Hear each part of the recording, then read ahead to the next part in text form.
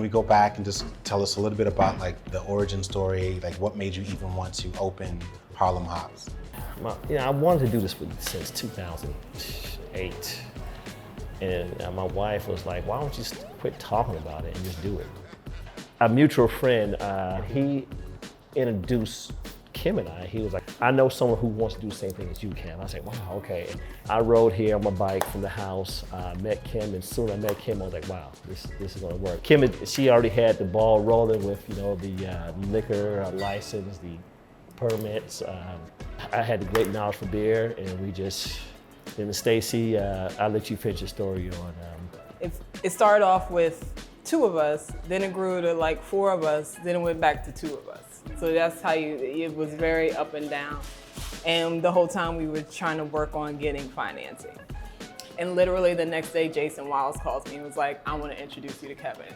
And I was like, can we go right now?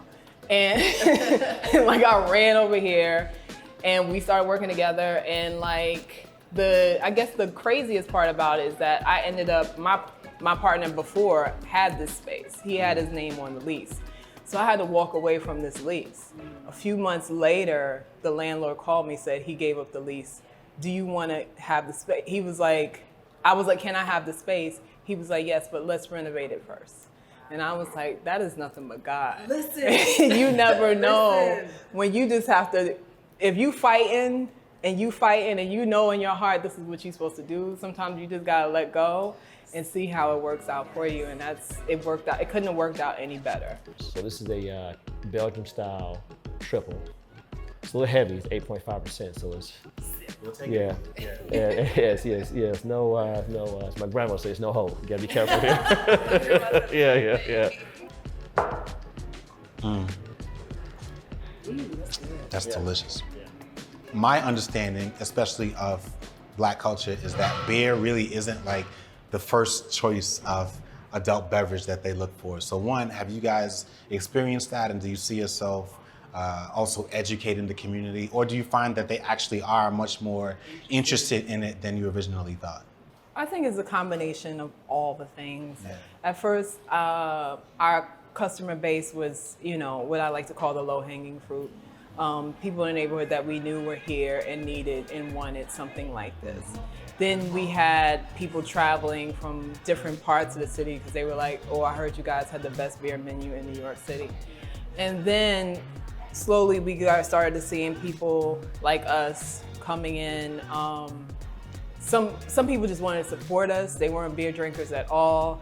They were open to trying things, but they were very like, let me just dip my toes in the water a little bit, or let me just go with a cocktail. And then over time, you saw more and more people that had knowledge of the beer. Was like, I was tired of going to places that didn't represent me, you know what I mean? Because even when Kevin and I would go to different breweries and beer bars around the city, we might be the only Black people in there. That's real. So we can all get along. But sometimes you feel comfortable in something that's like mixed, you know what I mean? And that's, and that's what you usually get here at this point. You'll get a completely mixed crowd, everybody in the community starting to meet each other and learn each other and having respect for one another, which is the environment that we really wanted to create here. We didn't want to be like everybody else in the neighborhood. We want to support local. We want to support small businesses. We want to be an inspiration to others to understand that this thing works. You don't have to buy Hennessy. You don't have to buy Ciroc. These are things that you don't have to do. And we want to condition ourselves to think outside of that box because we've been put into the box. Even though we keep on preaching, we're not monoliths, but we still be like, oh, I must have this, and I must. Like, no, you don't. You know? You really don't. And it's okay. And it's okay if you don't have that. So that's pretty much the education that we want to give our community across the board, not just with the craft beer, but opening them up to this craft beer experience and knowing that it's just like a cocktail. It has different flavors, varieties. This is what we eat. This is what we drink. This is what we listen to. This is where we travel to. You know what I mean? This is what it means to be Black. And beer and even like other types of cuisine was not within that sandbox. So I give you guys a lot of respect for, one, being creative, two, serving the people that are underserved, because of that, Most people just play it safe. And the people who want something outside of that perimeter are underserved because all they can ever find are the same things that they've always been given. And now you're giving people an opportunity to try something new, and you're taking it a step further and like supporting other people throughout the supply chain that are just like you. You know what I mean? And I think that's amazing.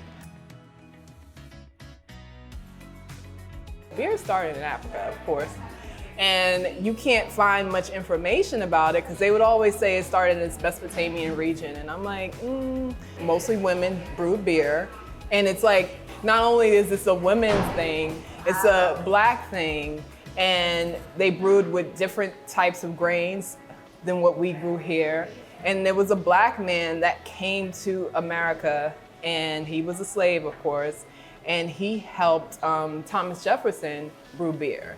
So basically the recipe for the American lager was made by a Black man. So just little things like that was just like, that's the inspiration. And now, 3 years later, they announced in Egypt, they found the oldest running brewery. And I'm like, oh, now. So you just have to have an idea of how our history has been erased and continue to be silenced because they want to suppress us.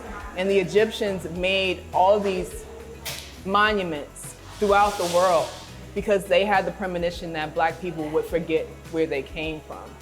And that's an important detail that most of us don't know, but this is our job to restore that so that we can all feel comfortable in ourselves to do what it is that we intend to do in our hearts. I love that. Cheers, cheers to that too. Come on now, Toastmaster. Right? One of the things that we are doing, in addition to Harlem Hops, is we have a nonprofit organization called Harlem Hops. And Harlem Hops is, right now, it's a nonprofit organization, but we have a scholarship fund. And like these t-shirts, these collaborations that we do, the proceeds from these go to the scholarship fund so we can give Harlem students an opportunity to get some money so they can go to HBCU. Our first year we did 2 $2,500 scholarships. Second year we did 4. Wow. And our goal is to do 8 this year. The impact for me. Yeah. I love it. Yeah.